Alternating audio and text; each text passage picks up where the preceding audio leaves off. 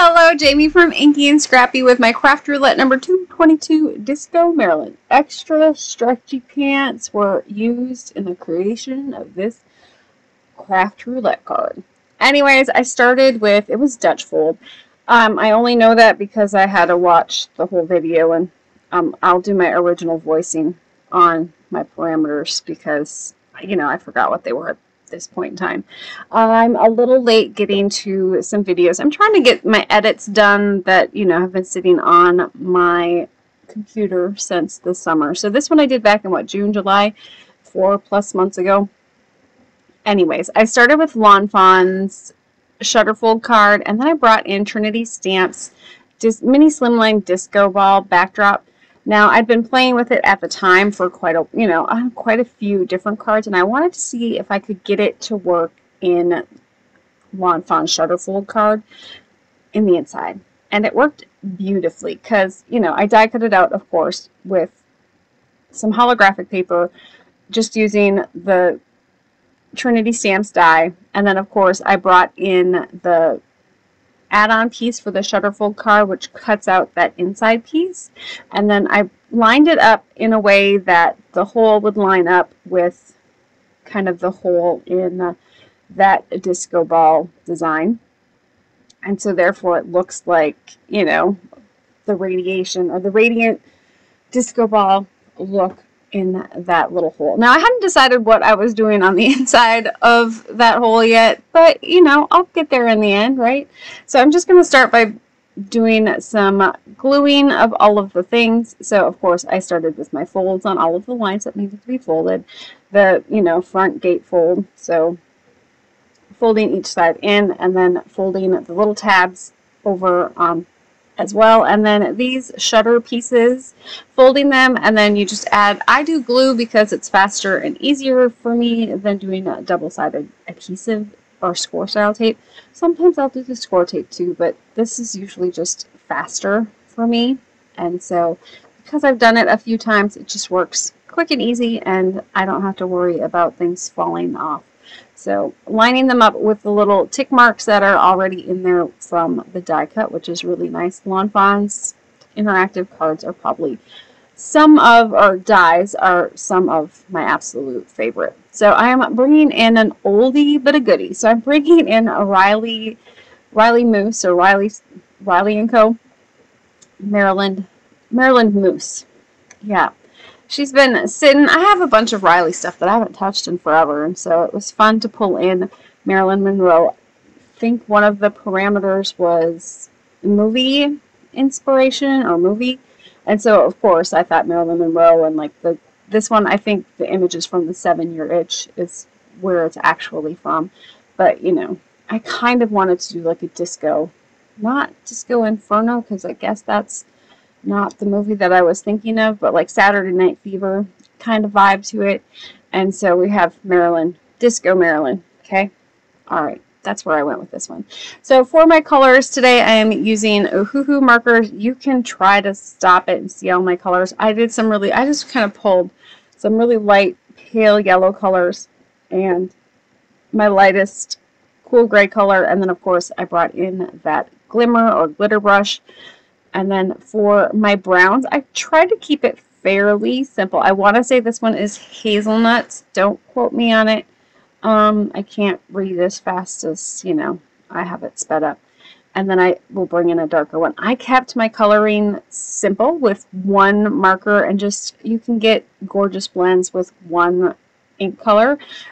Every time you layer it, it gets deeper and darker. So by just kind of highlighting your area that you want darker to start with, and then I will go back over. I think I switched colors on my browns just because I went with a really dark, and then I went with a not quite as dark one.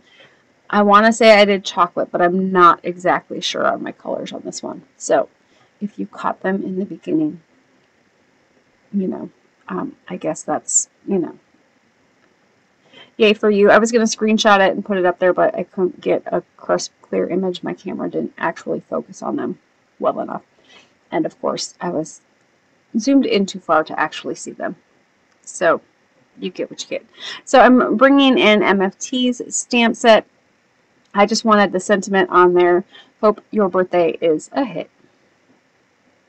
You know, because disco ball hits. I just kind of figured it worked. And so I'm bringing in Nuvo's.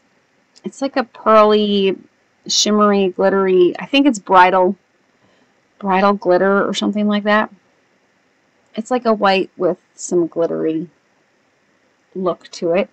And then I'm stamping this with some VersaMark ink, and then I will sprinkle that on, speed this up here, sprinkle that on and heat set this as well. You saw me treat my paper there heavily with the Tailored Expression Anti-Static Powder Tool. I've been liking it. I like it better than the brush versions. I don't know why, I just do. So that's been my go-to. And I will set it from the back and the front. This just kind of, if you set it from the back first, it helps the powder stick, so hopefully it doesn't all fly off. I hope that makes sense. Like, it sticks it to the paper, and then you can melt it the rest of the way on the front side, and you don't have to worry about it flying off. I'm bringing in ADHD, I think it's volume 2 on this one, for that little mini disco ball. And then, of course, I'm going to do the same thing. I'm going to do it with holographic ink on this one, and that will just go over the top of my white glittery ink, and you won't, you know, you'll see that it's the disco ball, but it won't interfere with reading of the sentiment on this one.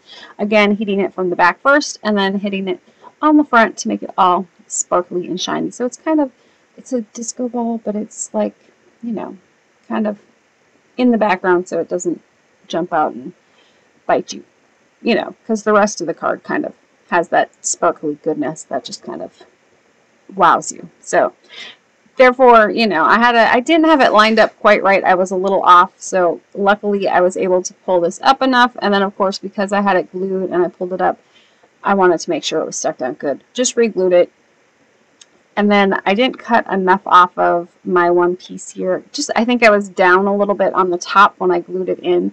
So I had a little overhang on the bottom. I just cut that off. That's what happens when, you know, you don't line things up perfectly. It's okay. Just cut them off. All good. So the little belly band on this one, of course I did it in some glitter cardstock again. And just, they fold in the one line, and the other line on the die is just a guide for where you kind of butt your other side up to, or where they connect. If you leave a little bit of wiggle room on one of them or on both of them, it's easier to get your belly band on and off, especially if you have a thicker inside. So I did decide to go with a bigger circle than my original plan was, which was fine. I wanted Marilyn to kind of be totally on the circle, and I didn't have to worry about her falling off, you know, or getting caught when putting her in the envelope. So I am going to come in with some score tape on my holographic paper here, and I will remove the release paper, and then I'm just going to line it up and set that on top.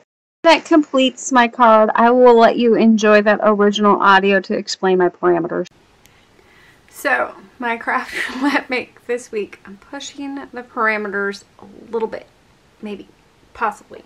Anyways, I have my belly band is holding my gatefold, or my shutter card. So it's a Dutch door. I guess if you would go this way, it's Dutch door. Anyways, it's a split front card, so we're calling that the Dutch door. I used black and white and brown. So when I looked online, black, white, brown is Gnome colors, and then of course all of the iridescent